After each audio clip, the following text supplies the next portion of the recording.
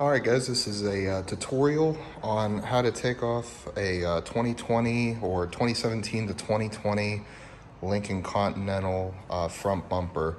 The primary purpose is to take this emblem off right here, which is pretty ridiculous. But really excited because I've been waiting about a month to get this in, and it's the Illuminated one, so super excited about it. But definitely a lot of work. This tutorial can also be used to change out the headlights if you need to, or your fog lights down here. So basically, I haven't seen any videos, like nobody has made an actual good video on this. So we're gonna talk about the emblem here and what I'm doing for it. So first thing you want to do is open up your fuse box here in the engine compartment. And right here, this is spot number 34. I already have the fuse taken out because I have it in my add a fuse. I can put the link down in the description on where to get those. These are just micro fuses right here. Now number 34, if we go over here into the Lincoln owner's manual, number 34, it's 10 amps, and it covers all that stuff, blind spot, adaptive, all that good stuff. So I've tried almost every single other one of these, and for whatever weird reason, it just will not work, because all of these right here that are 20, 20, 20, 20, all of those are always drawing power. They're consistently drawing power. I'm pretty sure that's the reason why we always get dead batteries in these Lincolns, but they're always drawing power. So if you have it connected, the logo is just going to stay on all the time, which that's not what you want. So this is the only one that I found. Is the second that the car comes on with remote start, or if you just start the car normally on the inside, it comes on. When you shut it off, it shuts off. So basically what I did here, just to kind of show you guys, I know it's kind of a mess over here. I got everything out. So this is the add a fuse right here. So that circuit was 10 amps. So you're gonna put the original fuse on the bottom here, and then you have to put a lower rating amp fuse on the top here, and that's gonna power this right here. So you can see the load wire comes out, connects to your positive wire, and then I have my ground terminal right there that I'm just gonna hook up to some part of the chassis. But I'll come over here and I will show you. So basically, whenever I went to go put this in right here, it was getting stuck, because if you can see, I actually cut out a little bit. But you make sure that you want to orientate it this way, because you want your 12 volts coming in on this side right here. This is your draw side over here, the one where the wire's coming out. That's going to be your draw side. This is going to be your power side on the left hand side. So just make sure you orientate it that way, and actually, just for the sake of the video, kind of halfway stick it in, so it's going to look exactly like that. Okay, and then if we look here, so I'm going to take this out, and I saw on the Facebook group a lot of people, there was a lot of debate about this yellow wire. I just found it personally crazy that they would put something on a product and it had no point.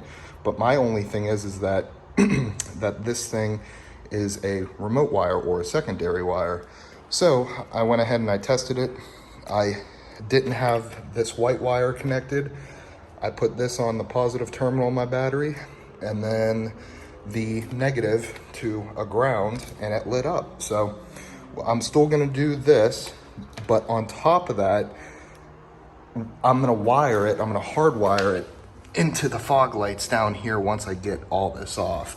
So that way, whenever I go to click the car to unlock it and you get your welcome lights, it's gonna come on.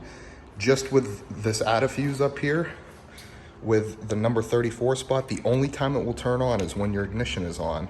So that's how I'm gonna kind of circumvent that. But to end the confusion, because I've seen it plenty of times in the forums, this is your secondary wire. So, all right. So you're gonna go ahead and take this little shield off right here. I recommend getting a pry tool just like this. AutoZone has them for like 10 bucks. Can't beat it. So right down in here, there's gonna be you're gonna see them all over. They're gonna be up here. I apologize, I didn't take a video of me doing that, but it's pretty self-explanatory. And you're gonna have to pop those up with the popper.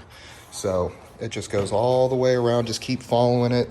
Goes up into here, a little bit over there. Yeah, basically. So once you get that off, it's still gonna be hard to move this. You're not gonna be able to pry it back. I tried. I didn't wanna have to take off the whole bumper. But this is where we're at. So whenever you get over here, you don't have to put it up on jacks or take off the wheel. I've heard people say that. Just go ahead and start your car, move your wheel, so that way it's pointing that way, vice versa on each side. And there's gonna be these little clips. Just top part comes out and then bottom part. No screws or anything on this point right here. And just use that panel popper. That's the safest way. So then you move on. Don't touch this right here. I tried to pull that off, and thank God I didn't try harder because it's not supposed to. So all you want to do is go ahead and pry this back a little bit. So some videos, they showed this, and it was really confusing. So I'm gonna try my best here. So we're going in, and if you look up right where my finger is closest to me, right there, and then see this one hiding, it's gonna be hiding kind of right back there. So they're all bunched together right there, and they're not on there that tight. I was just loosening it, and I thought, hell, I'll make a video for you guys. So, once you get all that done. I'm having trouble hearing you. Oh. Sorry, could you say that? Okay, yeah, that was Siri on my watch. So once you go ahead and you get that done on both wheel wells, then you want to come under the car, and there's gonna be some, I believe, let me see here, some 9/32 screws down here, and they run all the way. Like you can go ahead and see, I already took all of them out, and that just holds right up and holds the flap down here.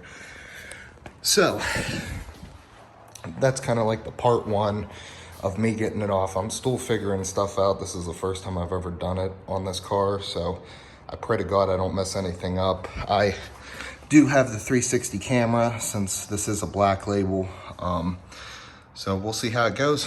I'll go ahead and make a part two. Okay guys, this is part two. I ended up the bumper actually doesn't fully come off. There's something, I think it's the active grill covers that are kind of holding it up, or something down here. It's very loose though, so that's really what you want. And I know this seems kind of a little unorthodox, but just to give it a little pull, and I mean, that's how much room you got to work with here. So essentially here on the back, there is two, let me see here, where did it go? Yes, I believe this is a T20. So you're gonna need a torque screw bit, and that's to take that one off and that one off. And then, let's see here. I got it sitting on the ground here. There's gonna be a middle nut, and that's a 3/8 size nut. So once you get that off, I sat there for a few minutes trying to really figure out, I didn't want to break nothing. And what you need to do is kind of get a flathead screwdriver, and there's this little tab in here, and pry it up, and then this whole assembly comes out, and the new one comes with this outside part that you see right here. So that's good. and that just slides right onto there like that.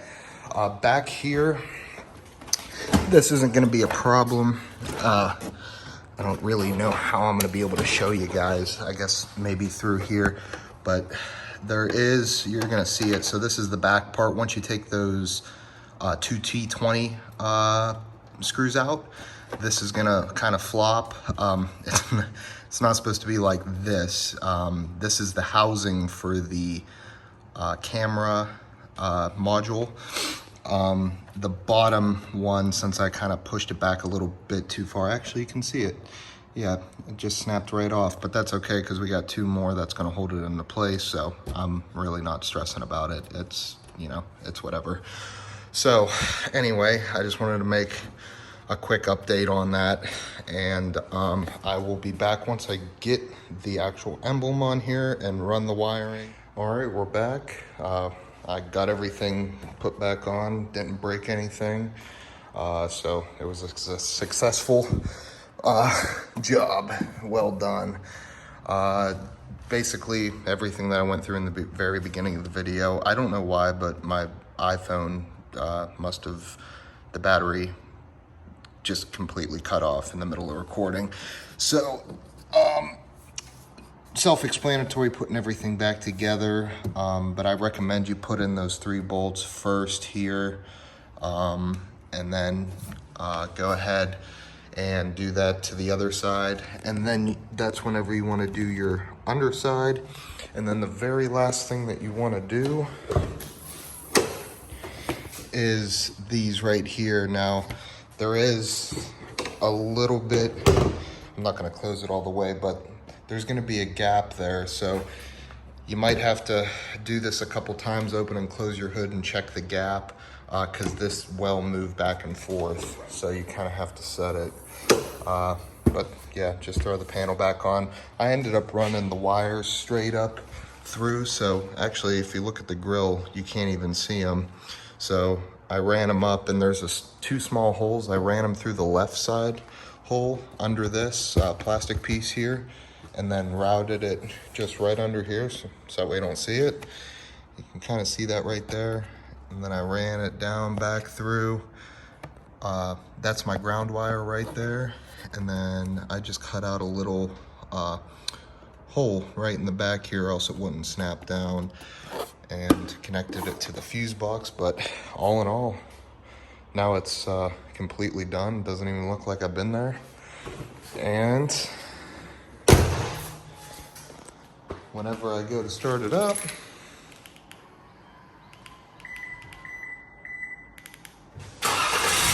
she fires right up with it. Looks awesome. I'm gonna go ahead and shut this off and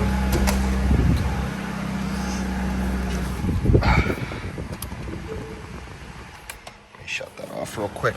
So in the part 1 video, I was talking about how I was going to wire it, so that way whenever I hit the unlock, that it would illuminate.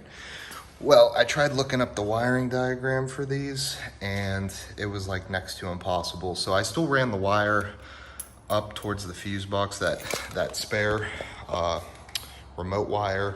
So I'm just gonna have to do a little bit more research, and I'll definitely be updating you guys on that for sure, to what I can find out about it.